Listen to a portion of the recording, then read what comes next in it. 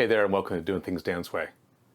So if you're like me, you sit at a desk for 6, 8, 10 hours a day, maybe more if I'm doing a video and I'm editing and I've worked that day.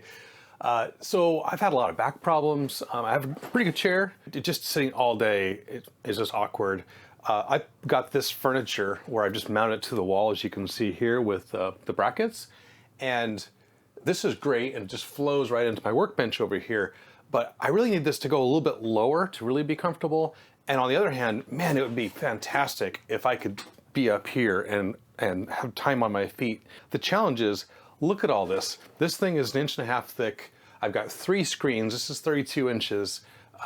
There's got to be 150 pounds worth of stuff on here. And so I went on to Amazon, just looking for options. And what I'm finding on Amazon is a number of different ways you can do it. But you can buy these frames that come just as a frame piece like this, and you mount it to your own desk. So what I found is that if you get the ones that have the 3 tiers, as you can see here, the 3 tiers let it go all the way down to 23, 24 inches low at the lowest, and it let it go even higher. So it's gonna go way higher than I need, but it'll let me go way lower than this, so I could actually let my shoulders drop and actually work way down here.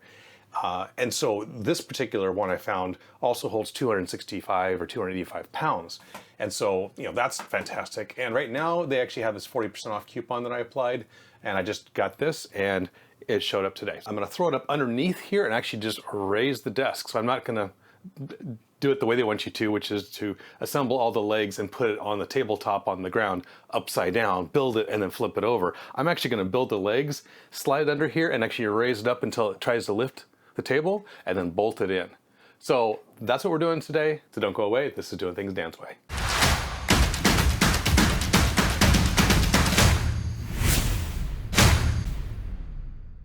Okay, so step 1 here is to get this out of the box. Now this is no joke, it's 68 pounds, so you're gonna have to lug this around a little bit. So let me pull some of the big pieces out, set them here after I clear this off a little bit. Let's take a look at what's inside the box. Instructions.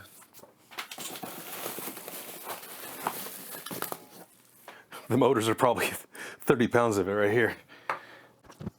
There's our control panel. And this one has 4 memory positions, which is way more than I need.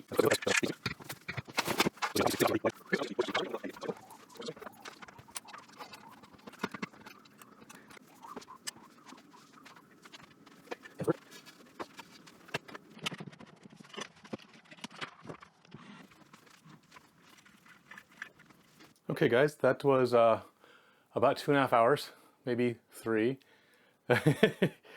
It was nasty down there, and that was just one of those opportunities to tear out all your cables, all your wires, and to throw it all back in nice and neat and zip tied and clean and everything.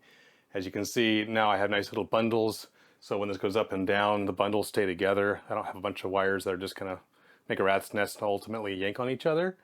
I love the fact that the control over here is just so easy to use. You just, first button press turns it on, and the second button press gets it to move.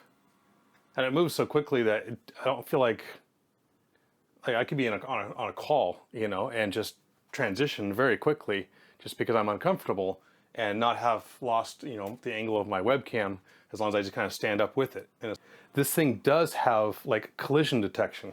So if I'm going down and I lift up on one side, if you wedge it so one side starts to lean, it detects the lean and it goes back up again.